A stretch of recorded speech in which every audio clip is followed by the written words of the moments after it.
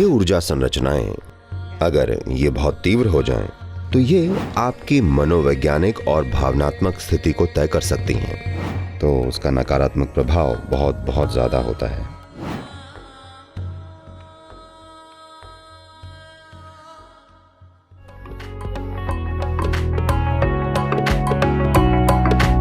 भारतीय संस्कृति में जिस कमरे में आप रहते हैं उसकी बनावट और आकार पर पूरा ध्यान दिया जाता है, क्योंकि उस कमरे की बनावट और आकार एक तरह से, अगर वो बहुत हवादार नहीं भी है, जब मैं कहता हूं बहुत हवादार तो उसका मतलब है दोनों तरफ से 2 दीवारें खुली हैं और इसमें लगभग ऐसा महसूस होता है जैसे आप बाहर हैं, तब ये अलग बात है। ज्यादातर घर ऐसे नहीं बने हैं। तो अलग अलग तरह की बनावटें और आकार अलग अलग तरह की ऊर्जा संरचनाएं बनाती हैं। ये ऊर्जा संरचनाएं अगर ये बहुत तीव्र हो जाएं, तो ये आपकी मनोवैज्ञानिक और भावनात्मक स्थिति को तय कर सकती हैं, जो उसमें या तो सहायक हो सकती हैं या एक रुकावट बन सकती हैं, जैसा आप होना चाहें। तो कुछ खास चीजें जैसे कि चंदन, भारत में एक चीज है जिसे सांभरानी कहते हैं, जो कि एक शक्तिशाली चीज है जिसका उपयोग तब भी किया जाता है जब लोग बीमार होते हैं। पहली चीज वो ये करते हैं कि अब ये पाया गया है कि ये हवा में और सतहों पर मौजूद कुछ खास तरह के बैक्टीरिया को भी मारती है। तो खास तौर से जब घर में कोई आदमी बीमार हो, हर जगह सांभरानी जलाएं। This has a powerful impact on the atmosphere. इसका वातावरण पर एक जबरदस्त प्रभाव होता है। ये बस सुगंध की वजह से नहीं है, ये एक अलग तरह की चीज है जो हवा को शुद्ध करती है। ये वातावरण को ज्यादा जीवंत महसूस कराती है। बुनियादी तौर पर जो भी संरचनाएं हैं, ये अंदर को बाहर जैसा बनाती है।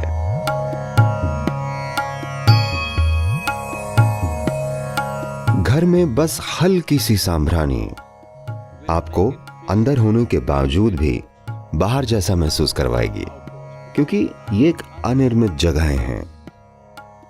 खासतौर से जब परिवार में कोई मृत्यु हुई हो, सांभरानी को 11 से 12 दिनों तक जलाया जाता है, क्योंकि वो हवा को पूरी तरह से साफ कर देना चाहते हैं।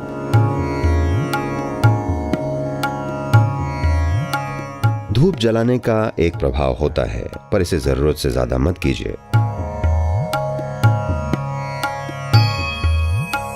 आप समझ के साथ इसका उपयोग कर सकते हैं, पर इन दिनों धूप केमिकल चीजों से बनाई जा रही है।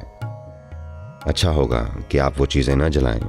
ये बहुत बहुत जरूरी है। आपकी सड़कों पर, इंडस्ट्री में, कारखानों में, आप जहां काम कर रहे हैं, कहीं भी, हर जगह वैसे भी बहुत केमिकल्स हैं। कम से कम अपने घर के अंदर केमिकल से बनी धूप मत जलाइए, क्योंकि मुझे लगता है कि 70 से 80% जो धूप आज बाजार में उपलब्ध है केमिकल है। जलाने से पहले इसे चेक जरूर करें। ये बहुत बहुत जरूरी है, क्योंकि बंद जगहों पर अगर आप केमिकल जलाते हैं तो उसका नकारात्मक प्रभाव बहुत बहुत ज्यादा होता है। तो ये प्राकृतिक राल का तेल या दूसरे ऐसे पौधों से बने तेल और चीजों की बनी हुई होनी चाहिए। तो ये फर्क ला सकती है, हल्का सा फर्क। अगर आपको इस तरह का अंतर चाहिए तो ये निश्चित रूप से मददगार हैं।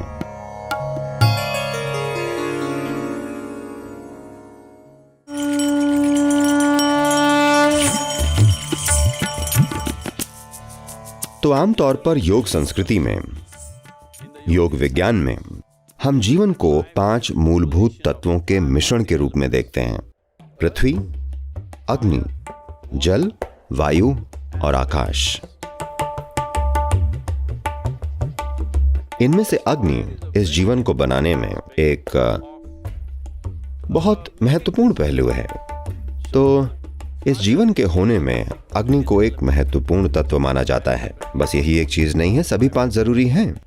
पर जब कुछ चीजों को दूर रखने की बात आती है तो अग्नि हमेशा बहुत महत्वपूर्ण है। तो ये एक उसका हिस्सा है कि अपने जीवन में हर दिन आपको तेल का एक दिया जलाकर उसकी उपस्थिति में कुछ समय तक रहना चाहिए, क्योंकि ये बहुत सारी चीजों को दूर करेगा, ये आपके सिस्टम में बहुत सी चीजों को शुद्ध करेगा। ये एक बहुत जरूरी हिस्सा है इन्फेक्शंस और ऐसी चीजों को दूर रखने का। अगर ये हवा से फैलने वाले हैं, खासकर अगर ये हवा से फैलने वाले हैं, तो आपके आसपास अग्नि का होना मदद करता है।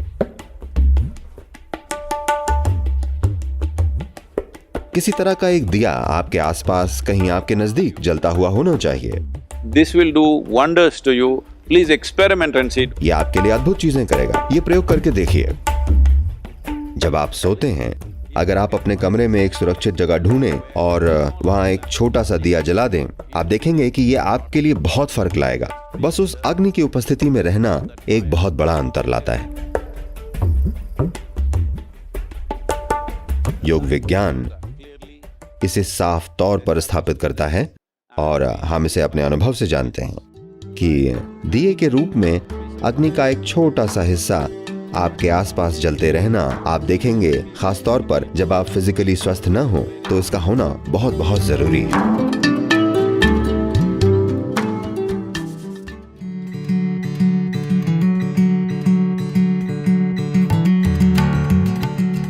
पुण्य का मतलब आपको पता है?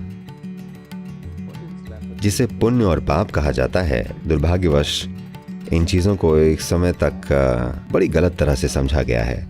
पुण्य पाप मतलब उस तरह के कार्य, वो काम जो आपको नीचे ले जाएं, वो काम जो आपके अंदर जीवन को और ज्यादा जीवंत बना दें, या वैसे काम जो आपके जीवन को जड़ता की ओर ले जाएं। तो पुण्य पूजा घर को सजीव बनाने के लिए है। घर के अंदर की जगह जीवंत होनी चाहिए। अगर आप अपने घर में ऐसे रह रहे हैं कि हर पल आप अपने भीतर प्रेम और उजाले से भरे हुए हैं, तब किसी पुण्य पूजा की जरूरत नहीं पड़ेगी। पर आज आपने ऐसे घर बनाए हैं जो इतने बड़े हैं, बस उनमें रहकर उन्हें जीवंत बनाना बहुत मुश्किल होगा। अगर आपका बस एक कमरे का घर होता और आप उसमें अपार प्रेम और आनंद के साथ रहते, तो आप उसे आसानी से बड़ा जीवंत बना सकते थे। पर आज आपके घर में 10-15 बंद कमरे हैं। किसी भी इंसान के लिए इसे जीवंत रखना बहुत कठिन है। अगर बीच बीच में आप इसे सजीव नहीं बनाते, तो धीरे धीरे घर के कुछ हिस्से ऐसे हो जाएंगे कि आपको वहां जाने पर ताबूत जैसा महसूस होगा। तो एक अंतराल के बाद पुण्य पूजा कम से कम साल में एक बार इसे प्रकाशित कर देगी, यानी आपके आसपास की हर जगह जीवंत है और आपके लिए सहायक है। तो पुण्य पूजा एक तरह से आपके घर को प्रतिष्ठित करना है, पूरे घर को, उसके हर हिस्से को, ताकि there is some sense of aliveness and energy. उसमें जीवंतता और ऊर्जा हो।